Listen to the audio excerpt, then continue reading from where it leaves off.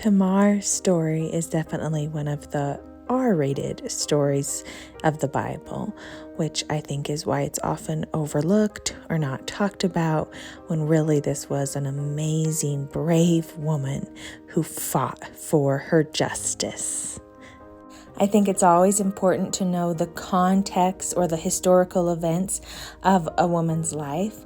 And so you remember Jacob and Leah from our last study. And so this story is about their son, Judah, who was Jacob's fourth son. Judah is fully grown by this point and has 3 sons of his own. Judah's firstborn son was named who married Tamar. But Genesis 38:7 says, "But Judah's firstborn, was wicked in the sight of the Lord, and the Lord killed him." Because premature death was so common in those times, God made a law for his people that if a husband died without a son, the husband's brother would marry his wife so that she could have a baby and still have honor as a mother. So Judah gave his second-born son to be married to Tamar. As I mentioned, this story has some R-rated parts, and so I am just going to read what the Bible actually says instead of paraphrasing in Genesis 38 verses 9 through 10. But Onan, Judah's second-born, knew that the heir would not be his, and it came to pass when he went in to his brother's wife, Tamar, that he emitted on the ground, lest he should give an heir to his brother.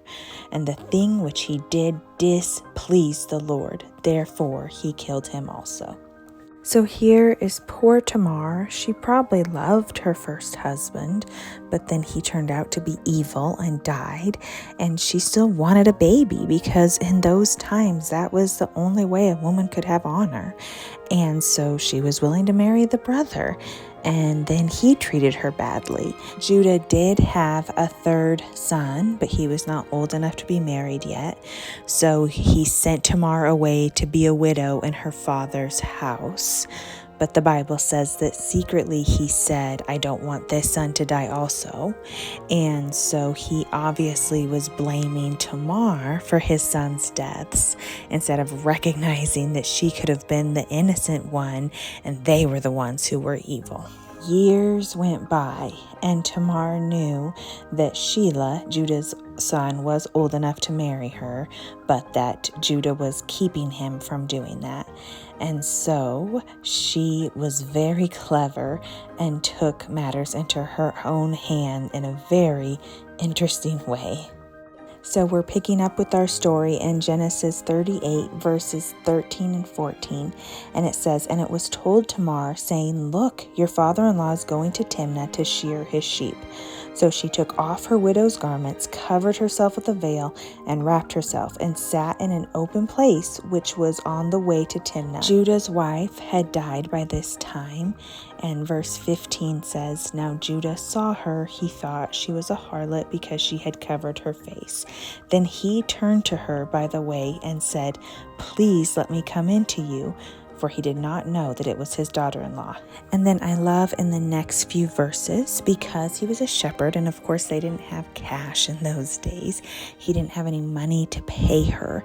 And so she said, "What will you give me?" And he said, "I will give you one of my sheep." And she said, "Well, what will you give me as a pledge until then?"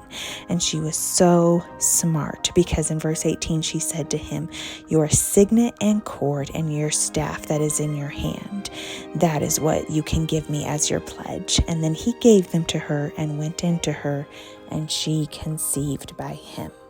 Now the story continues to get interesting, because in verse 24 it says, "And it came to pass about 3 months later that Judah was told, Tamar, your daughter-in-law, has played the harlot. Furthermore, she is with child by harlotry. So Judah said, Bring her out and let her be burned." So again, he's assuming Tamar is wicked. Tamar killed my sons, and now she's done this horrible thing, and she deserves to pay the consequences and die for her crimes. But I love so much that God doesn't just give us the man side of the story, He tells us her side of the story also. And so in verse 25, it says, when she was brought out, she sent to her father-in-law, saying, by the man to whom these belong, I am with child. And she said, please determine whose these are, the signet and cord and staff. So Judah acknowledged them and said, she has been more righteous than I, because I did not give her to Shelah my son, and he never knew her again. Now it came to pass at the time for giving birth that, behold, twins were in her womb. And so God knew that Tamar was not the one to blame. He knew that she had been a victim, and He honored her fight for justice, that she'd used the tools she had, and she knew her rights, and she knew she deserved to get to be a mom. And God honored her by not only giving her a baby, but by giving her twins. And that's not all. From her line came David and eventually Jesus. You know, God could have chosen perfect women with perfect lives to be the only ones in the line of Jesus, but He knows that's not how humanity works. And so He chose Leah, the unloved, and He chose Tamar, who had been used and thrown away and mistreated, because He saw their hearts and He saw their story, and He knew their story deserved to be told for His glory.